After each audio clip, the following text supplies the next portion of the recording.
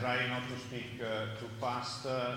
If I do speak too fast, please make signs. Don't shoot. Just tell me that I am going too fast.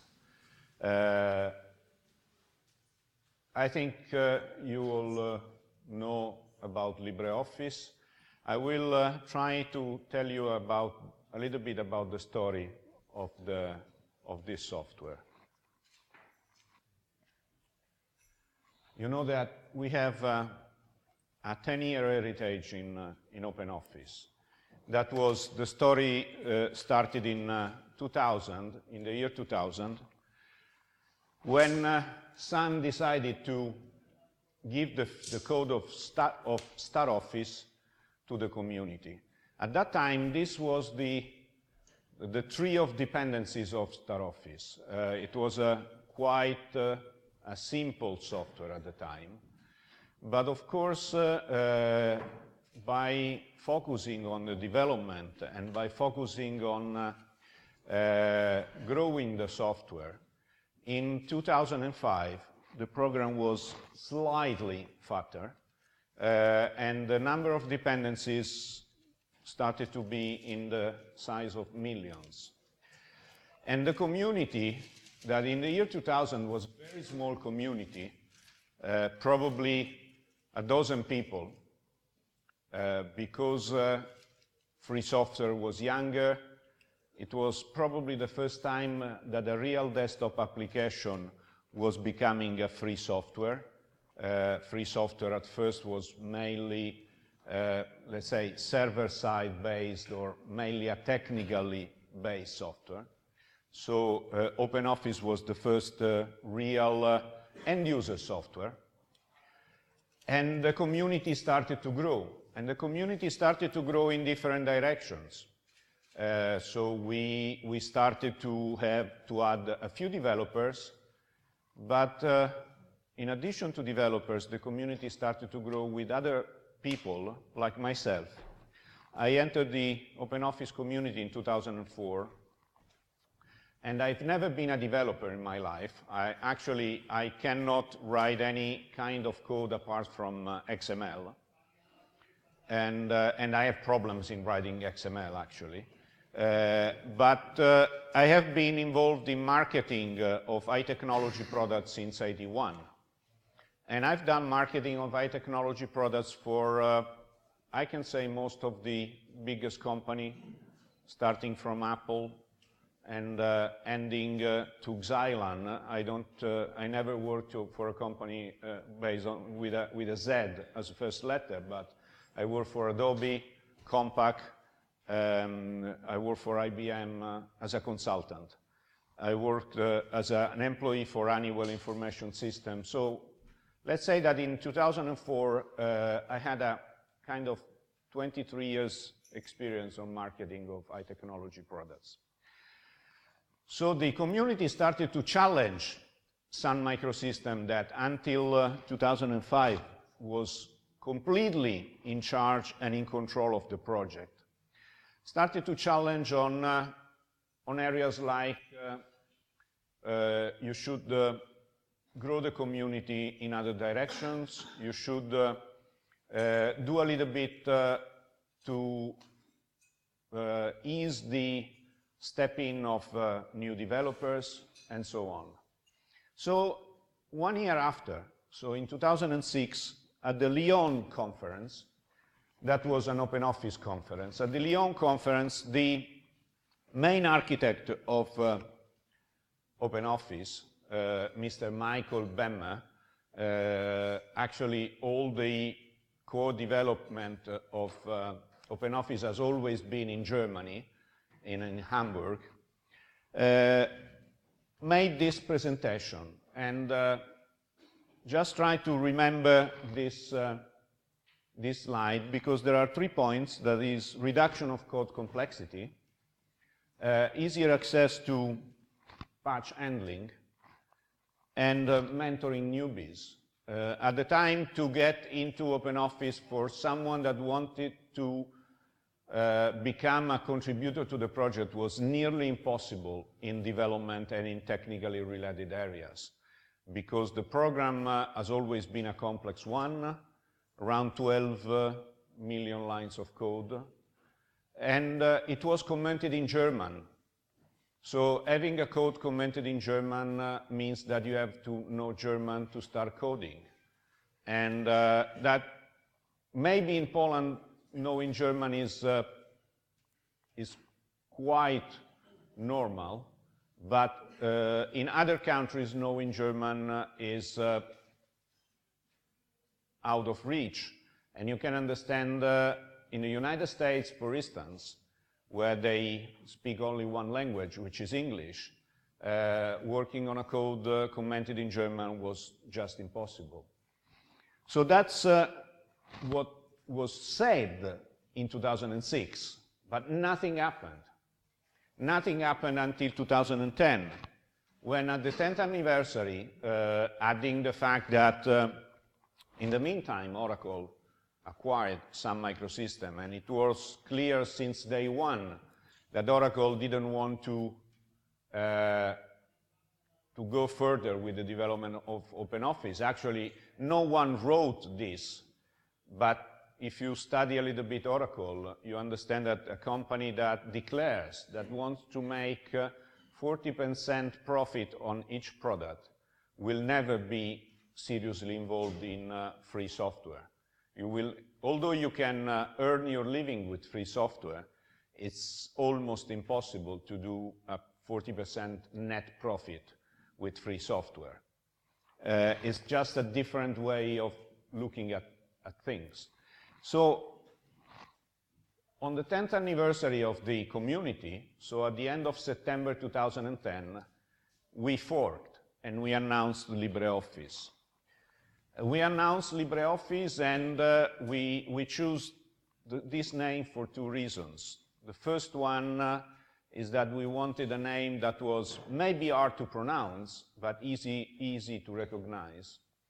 And second, we wanted to stress the fact that this is a free software. But you know all the debate about free as in beer and free as in freedom.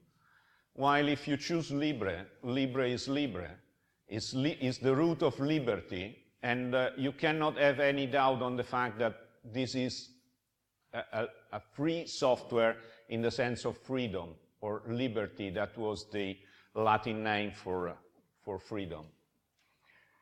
And we announced the document foundation because the foundation was discussed since the early days of OpenOffice, but then it was never realized. And we wanted to have an independent foundation to support the development of the software. And the reason is that an independent foundation can serve the user and not the interest of a single company.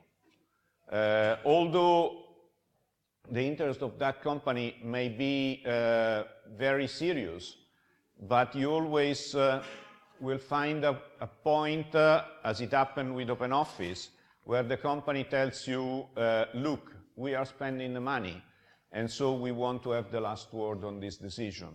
And this is something that we don't want. And the reason is that we want to serve the interest of the users, being ourselves the first users of the software. And what we have written in our bylaws is that any company, even companies investing a lot of money in LibreOffice, cannot have more than 30% representatives in any of the bodies of the foundation. So just to make a clear example, the board of directors is 7 people. I'm one of them, and there are 2 people from SUSE. There cannot be a third person from SUSE in the board of directors, because 2 out of 7 is already close to 30%. If another person is elected, from SUSE is elected, they have to decide one of the 3 has to resign. There's no way that there can be 3 people in a 7-person body from a single company. And this is not because we don't trust SUSE, it's because we want to promote diversity. So we have SUSE, we have Red Hat, we have Canonical, we have independent people, in the board of directors. Each one brings his own vision of user interest, and this is real diversity.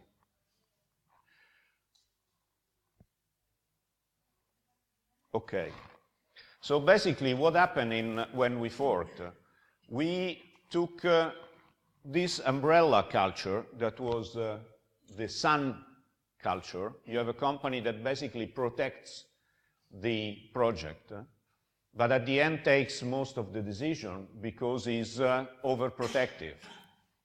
And we have just turned the umbrella upside down, so this is like this turned upside down, and we have created a mixing bowl. Or if you prefer, you can see this as a boat, where everyone, in order to make the boat go straight, everyone has to row in the same direction.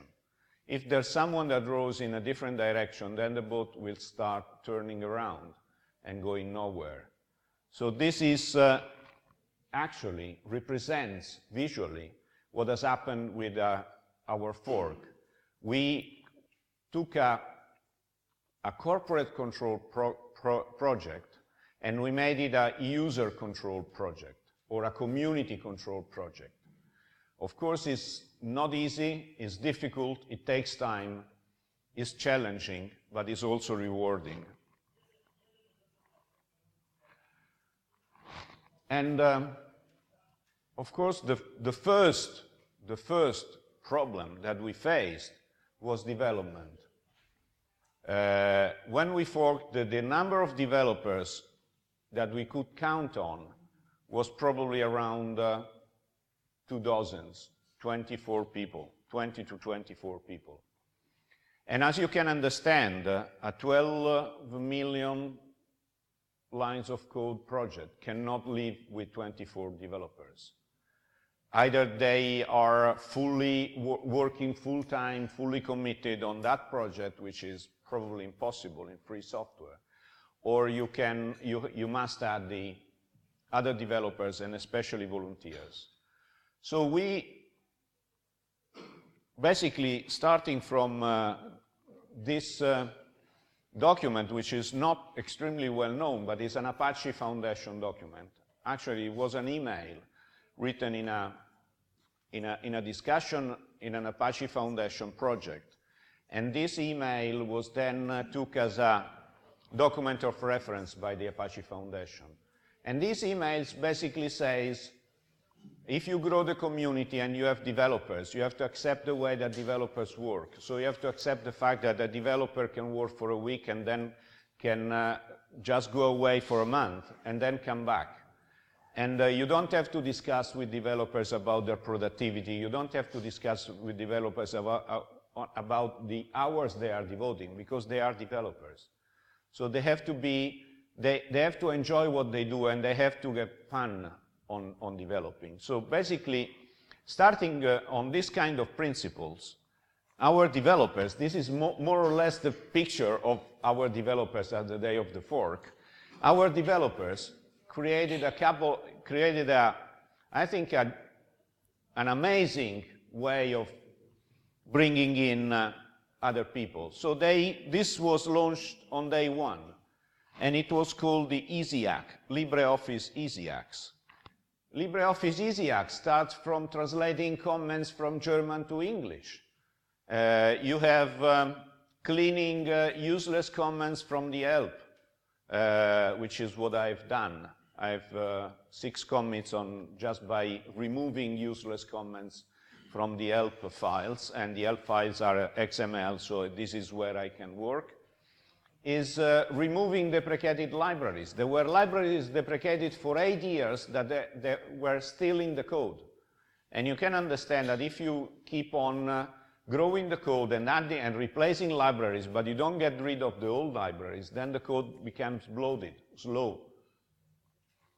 And of course, this allowed to have people curious enough to start in from day one, and soon we started to have a growing list of completed hacks. So now the two lists are more or less the same size, and but developers are starting to add new easy acts, but at the moment, as we have reached a very good level of number of developers, they start to add challenging acts and so on. So it's more complex.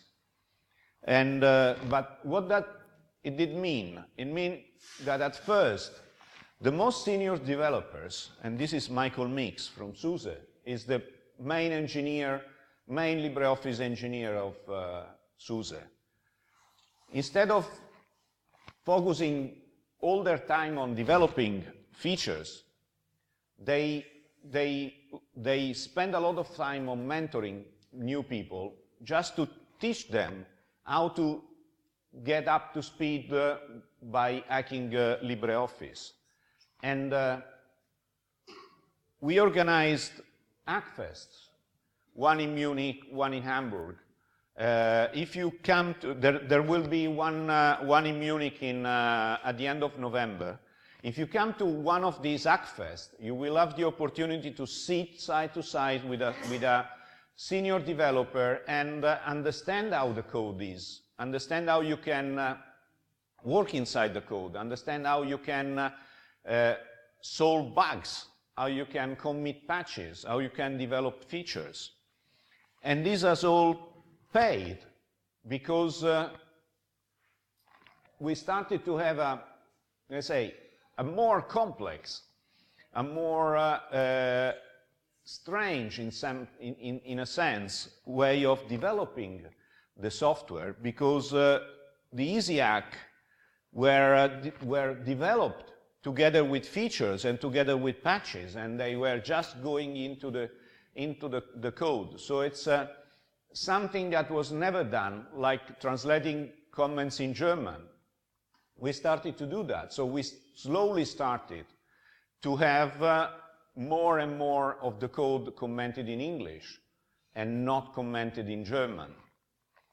And the community started to grow. And today, and this is the number of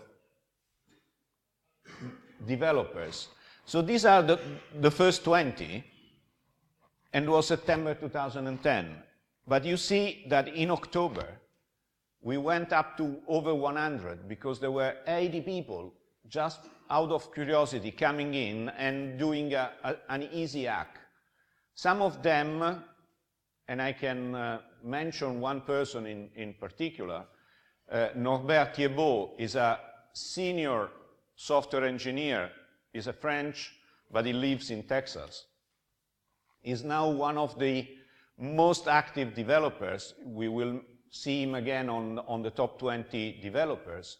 And he's now not just working on hacks, but is managing all the development infrastructure. He was so senior to step in very quickly, and it was able to start developing features very quickly because it was very experienced as a developer. And now is the man that handles all the tinderboxes that compile LibreOffice on a daily basis just to show to developers if their patches are breaking the code or are creating some problems. So this is amazing because we are at over 500. Actually, we are at 543 as of yesterday. But we are growing at least, as you can see, at a monthly rate of 10 to 20 new developers. Of course, these are mostly volunteers, so most of them are not staying on a daily basis. This is more or less the split. So we have around 60 core developers. They are working, we can say that they're working on a daily basis. Then we have regular, 160, more or less.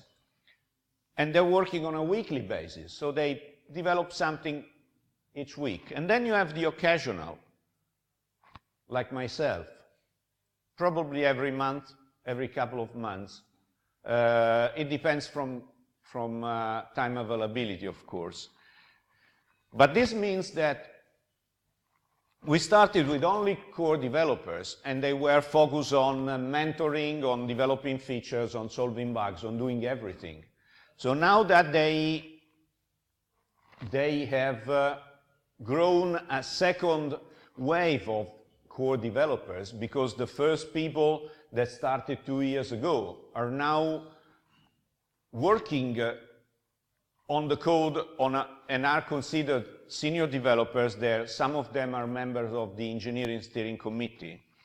So the second wave is mentoring the fourth wave. Let's say that the first people mentored the second wave, and then started to concentrate on new features. So the reason why you see now more features added to LibreOffice or more bugs solved is that we have freed the time of the core developers, because they have mentored a new generation of developers that is now taking care of mentoring another generation. And this will grow in waves in the future, because this is what we dreamed, we can say, during the first days, but the dream has become a reality.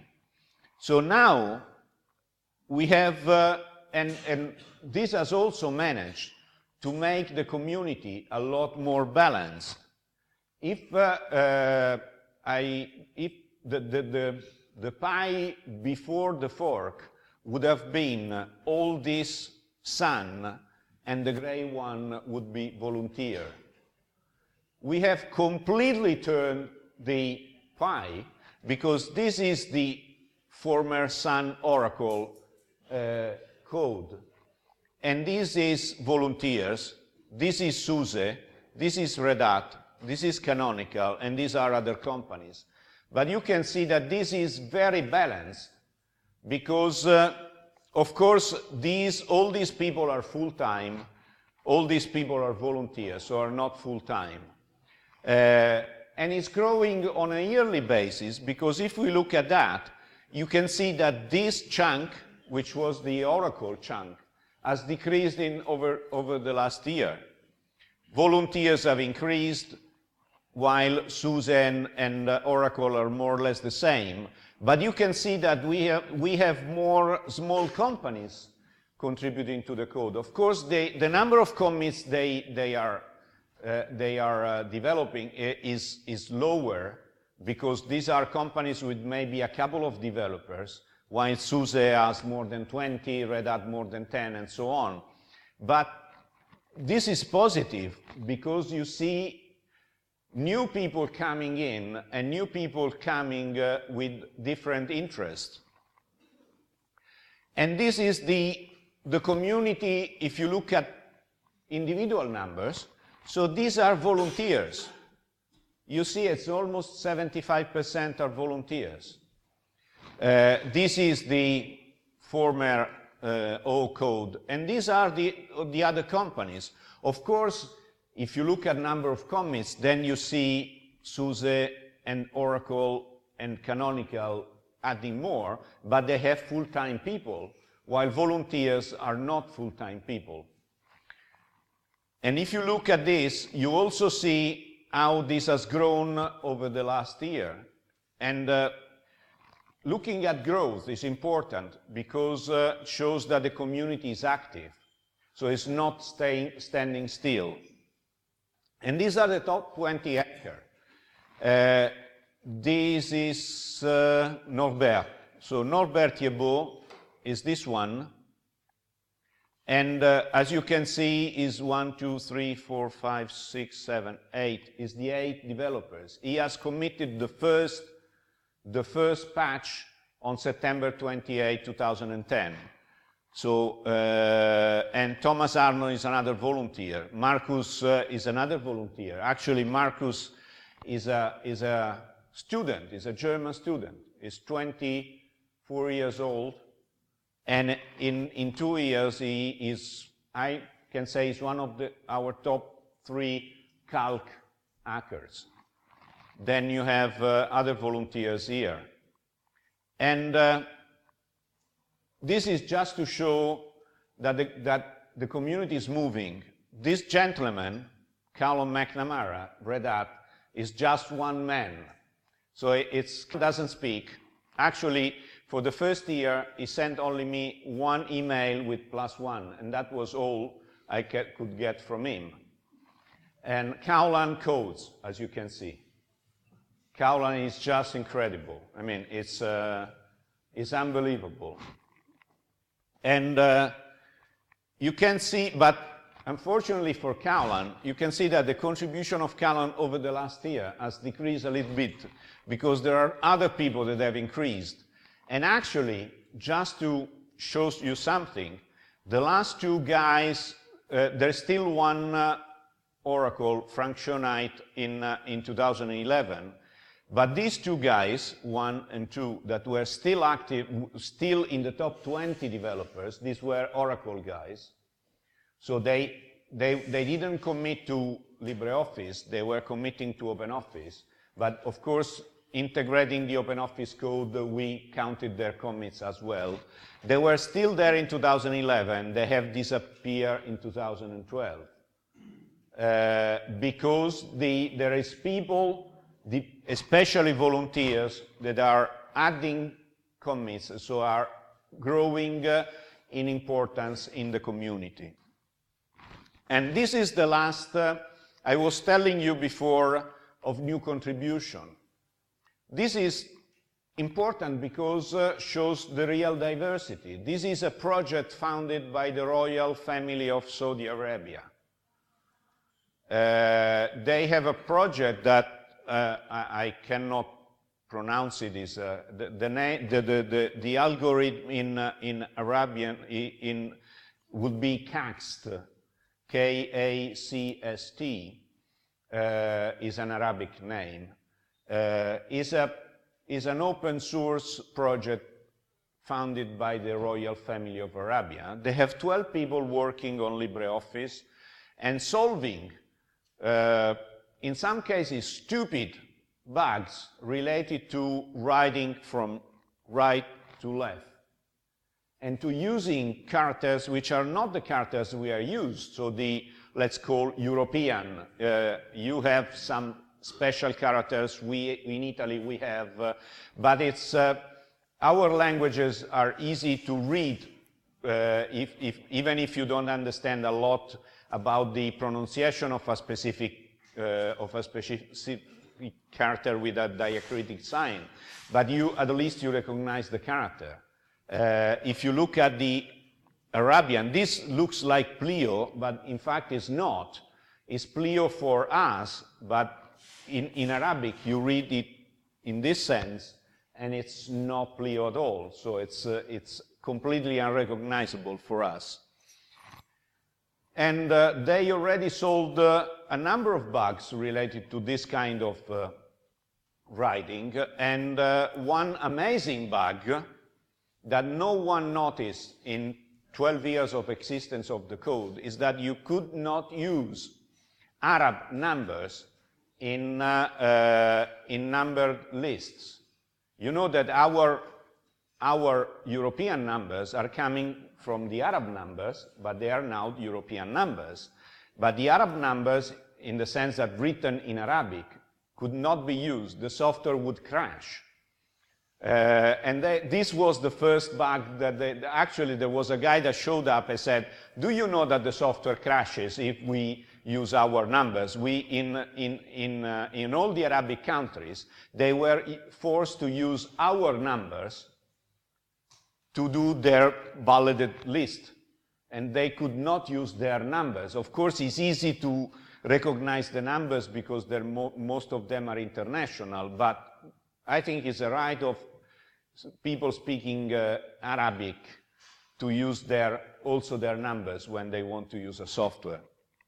So this is extremely important to grow diversity and to grow new communities speaking different languages and with different cultures, because they can only add quality to the software. So we have achieved a number of things.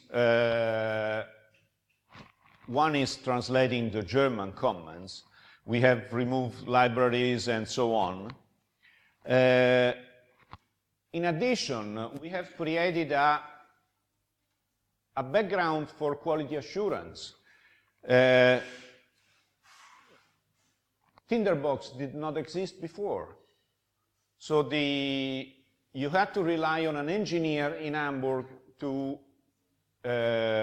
compile the software after each patch, because otherwise it was impossible. Now we have 14 machines that are compiling the software after each commit, so the developer can test immediately if the commit breaks the software, the code. 9 of the Tinderboxes update dailies version of the software for the QA people. So we have started slowly but growing to add people handling QA, because they now have dailies to work on. And they don't have to wait the engineer in Hamburg to compile the software to make the test. This comes every day. Then we have developed and start to use BBSect, or binary bisect, to catch up regressions. The problem, of course, is that if you develop a software with a pace that LibreOffice is developed, so with a monthly release and so on, it's difficult to catch regression, because you have so many compiles that it's difficult to find the place where the regression started to appear. So with BBSect, you basically stuff into one single large compilation a number of software compilation, and using it, you can easily pick up the version, the position where the regression appeared, and you can work on that. So you don't have just to act by guessing, you just act by using developers' tools, and so on. We have this still a little bit too complicated, and people is working on it, but we have made a bug submission assistant for people that is not technically skilled. The first time I saw Bugzilla, I said, it's impossible, you know. My background is in humanities. I am 58, so I wrote my thesis on a typewriter, and I saw the first computer when I was 27. So you can understand that I've already made a number of strides by being a technical guy, but there is a threshold that is difficult for me. And if I have, you know, to tell me which is what happens, I mean, what happens? It crashes. For me, it crashes. I cannot give any other explanation. So for people like me, this helps a little bit in submitting bugs. And then we have started to do automated tests. Of course, the automated tests are not good as the tests done by a human. But for trivial stuff, automated tests solve a huge amount of problems. It's just useless to have humans do basic testing. You can have humans do more complicated testing and let the basic testing done by machines. These are the methods these were unused methods, and these are the unused methods that have been removed. Of course, there are still some, probably the most difficult, but you can see we went down from 5,000 to less than 500. And this makes the software easier and a little bit leaner, although it's, we still have to work a little bit on speed, but the software, it's easier to manage for developers. That was our main task, was to make it easier to manage to developers. And then these are the German comments. As you see, still over 20, there were more than 50,000 German comments. Now we are at slightly more than 20,000. It's still too many, but it's decreasing with every version. So that's, if you remember this, actually, we have exactly done what it was said in 2006, but never done. So we have reduced code complexity, we have improved the patch handling, and we have mentored newbies. And this is the beauty of the independent foundation, because there was no one to stop you or to block you from doing this because of interest. And I can tell you, the interest of making easier patch handling. If you have people paid to handle patches, the people that are paid to handle patches do not see volunteers handling patches as friends, because they think that this is a risk for their job. And the same for reduction of code complexity. If there is a brilliant volunteer developer doing what I do, the risk is that he gets hired and I get fired. You know, so that's because there is just a single company controlling the development, and this is what we don't want. We don't want in any of our actions be dependent from one single company, full stop. And this is the growth of downloads. Just a very small explanation. Of course, having a monthly release time-based schedule, we have peaks for some releases. This was 3.6.2, was extremely successful, but I think it's just, you know, we are growing over time. This is the trend, and the more people know us, and the more people will download the software. Actually, downloads are 95 to 96% on Windows and Macintosh.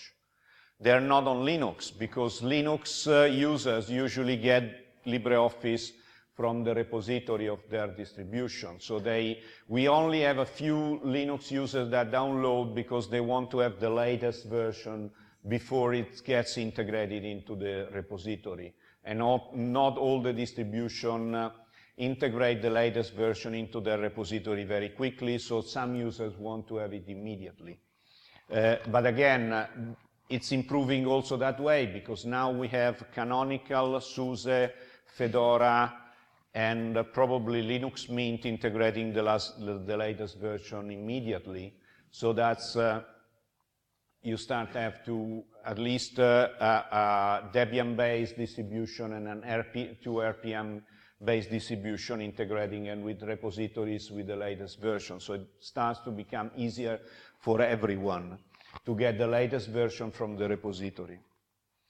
But what about volunteers? Volunteers can do a huge amount of stuff. But what was very important for us was to have volunteers able to develop features, something that never or almost never happened in the previous 10 years. So all what I'm showing you are features developed by volunteers.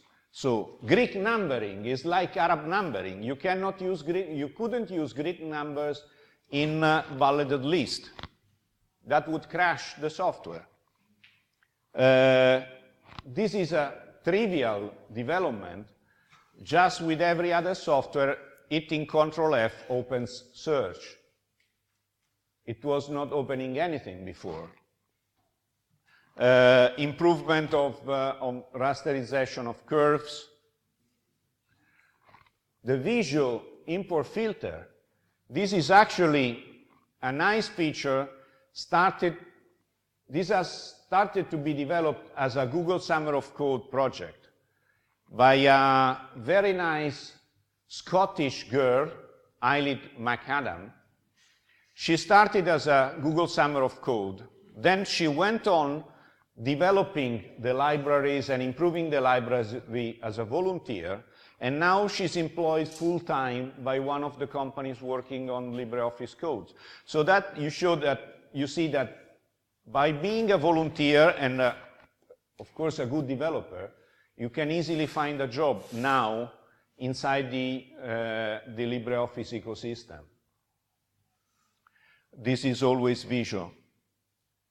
And now we have added CorelDRAW. We are starting to work on Microsoft Publisher import.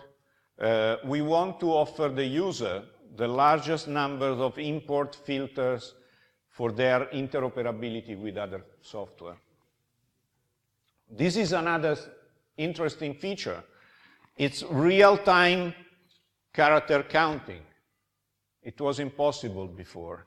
And this was a professional writer that developed that, because he needed to have real-time character count. Importing PPTX SmartArt, you know that this is a Microsoft proprietary, although standardized format. And this is anything but a standard. Is a proprietary way of designing this kind of images, which are nice in some cases. They were impossible to import. Now you can import them without losing the formatting. A business card, it started as a business card wizard. If I want to print business card using LibreOffice, how can I do? Do I have to become crazy every time in calculating the size and so on? Corel Import Filter. This is actually being developed by a paid developer during his weekends. So it's, you know, is it a paid developer feature or a volunteer feature? I think it's a volunteer feature, because if you spend your weekends in developing a filter, even if you're paid during the week, then you show that you are a volunteer in addition to be a paid developer. PDF export with watermark. Now you can, PDF exporting has always been a feature of OpenOffice and LibreOffice, but it was impossible to add a watermark. This, for instance, is a key feature for legal people, because you know that they have the document that is at the draft stage, and they have to write that it's a draft because they write contracts. So if a contract is a draft, a signature on a draft contract is not valid. And this, again, was someone employed by a lawyer that developed this feature. So now you can write a draft, nice draft word on top of a document to show that it's a draft, or any other word, of course. And of course, being in a Linux environment, it's easy to tell you that in the Linux environment, LibreOffice is a standard, is a 100% standard. There are multiple reasons for that. First of all is that many of our developers are also Linux developers. So they do some of their work in other Linux communities. We have people working in Fedora, we have people working in Gentoo, we have Mandriva, we have people working at Slackware and Sabayon and OpenSUSE. So these are volunteers that are contributing to LibreOffice, but also to a Linux distribution. So it's easy for them to do the packaging. In addition, two of the main sponsors of the LibreOffice project, corporate sponsors, are SUSE and Red Hat, which are, of course, Linux-based companies. And so this, and our packaging on Linux is done, I would say, perfectly by our SUSE and Red Hat guys. So that makes easy for the Linux community to integrate LibreOffice inside their distribution. We use a standard format, ODF. It's very important to use ODF and not to use proprietary formats. I know that if you are working in corporate environments, sometimes corporations are hard to convince about using a format that is not a Microsoft-based format. The fact is that this is really a standard format, is not embedding any proprietary part. The Microsoft so-called standard formats are embedding Microsoft proprietary or binary formats. And only by supporting standard formats we can really free the user, liberate the user from using proprietary formats. Only a few people know that the license of Microsoft Office is also licensing the format. So theoretically, you can use the Microsoft formats only if you use Microsoft Office. Of course, it's not this way, but the reality is that the license would say this. We have also started to grow the number of platforms. So we have, of course, a desktop version, and desktop for us means Windows, Macintosh, Linux in terms of platforms. There is also people developing or porting a version on BSD family of operating system. Someone porting that on the former Solaris, Sun Solaris operating system. But these are very much niche areas, and we, as a foundation, we don't supply that officially from our repository, from our mirrors. Of course, our code, source code is available, so any people that wants to make LibreOffice available on another platform can do that. But we have started to develop a cloud version of LibreOffice, and we have started to develop a tablet version of LibreOffice. They're still under development. It's interesting to see how they are progressing. We will have let's say a situation next week in Berlin where we have our yearly conference. So this is the situation, and we also, as a final information, we are trying to grow the ecosystem by recognizing the work of people that use LibreOffice for doing business. So we will soon start officially a certification program. The certification program is already online in terms of outline.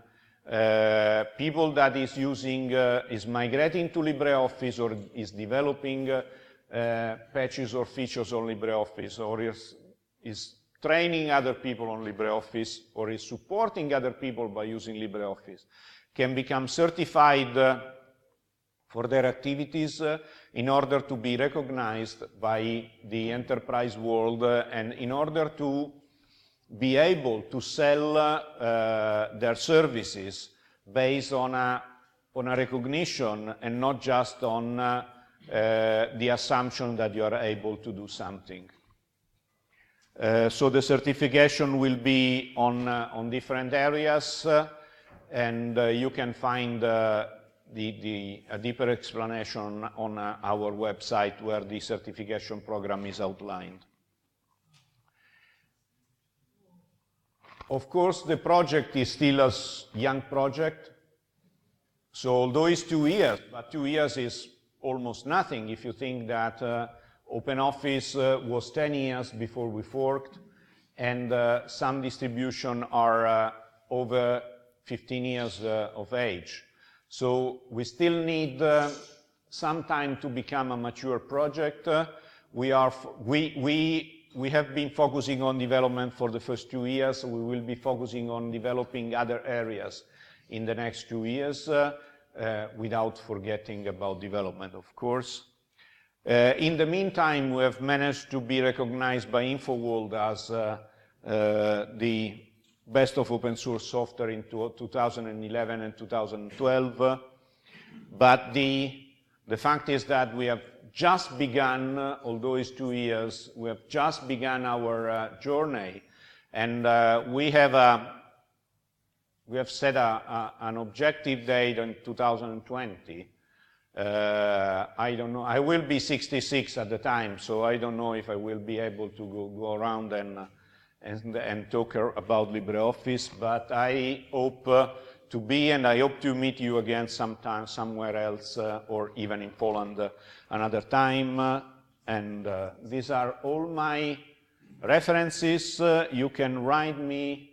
I receive over 500 emails per day, so if I don't answer immediately, please bear with me. I will not lose your emails, and I will answer, let's say, in a couple of weeks. Thank you. If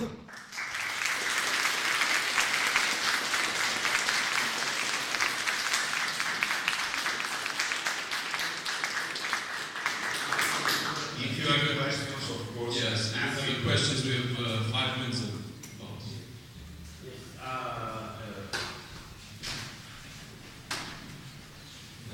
Just a short question about the presentation itself.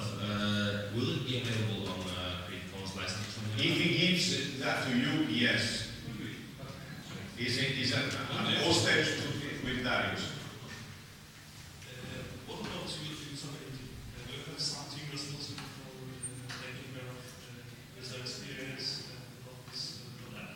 Some designers, because I think the key thing that may prevent people from switching from MS Office may be that LibreOffice is sometimes too complex to use for new people, for not to some, for example, Italo Windows sometimes very complicated, and some things that are easy to reach in MS Office, or is in MS Office, maybe too complex to reach in LibreOffice. Do you have some resources for that, or do you rely on developers? No, we have a group of people working on the user interface, and it's a rather complex task.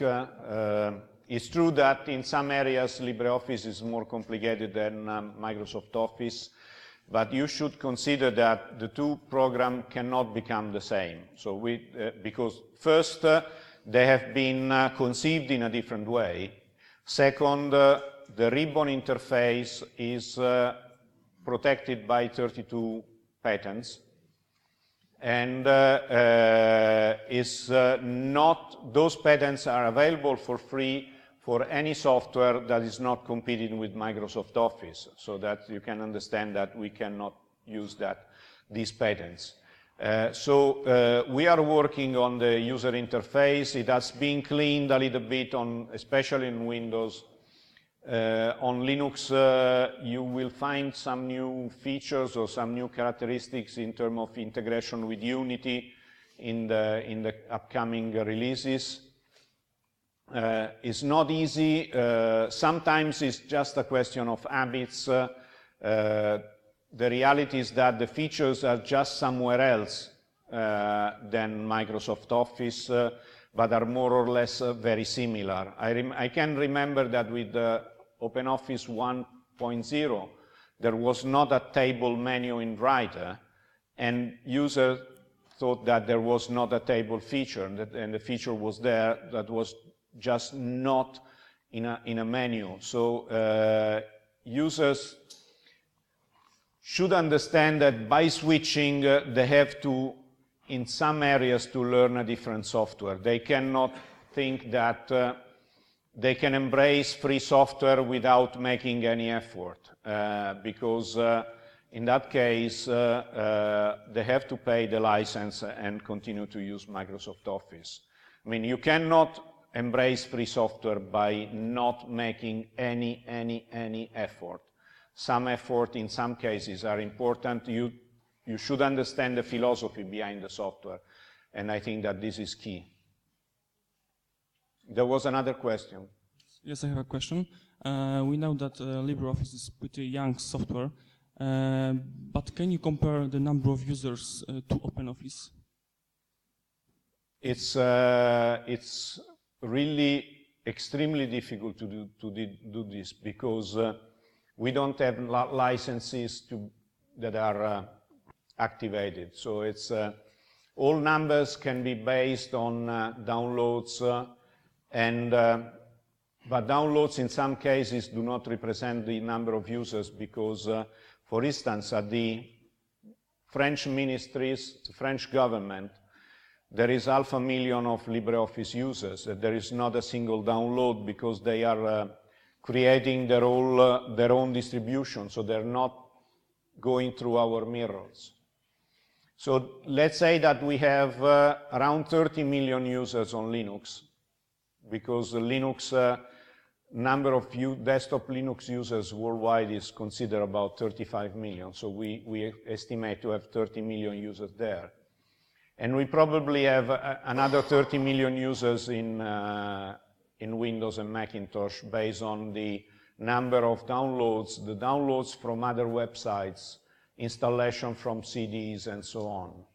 So it's difficult to compare with other free software because the metrics are always the same. So there's no license activation, and missing the license activation, you miss the numbers. Of course, the numbers, download numbers of OpenOffice are higher because there was a larger install base, so the automatic updates are triggering an OpenOffice download. But this is decreasing over time, and of course it will take a little bit of time. But you should consider, for instance, that in the last 6 months, there have only been migration to LibreOffice and not more migration to OpenOffice. And many of the former users of OpenOffice are migrating to LibreOffice. So this is happening, for instance, in Italy with the Regione Umbria, is happening for the French government, is happening with the city of Munich in Germany, is happening with the Spanish government, the province of Milano in Italy, and so on. So the number of migration is increasing, and will always be difficult to have exact numbers. Okay, we must finish because out of time.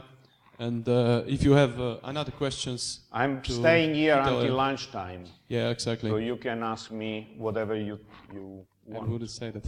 Okay. Okay, so thank you.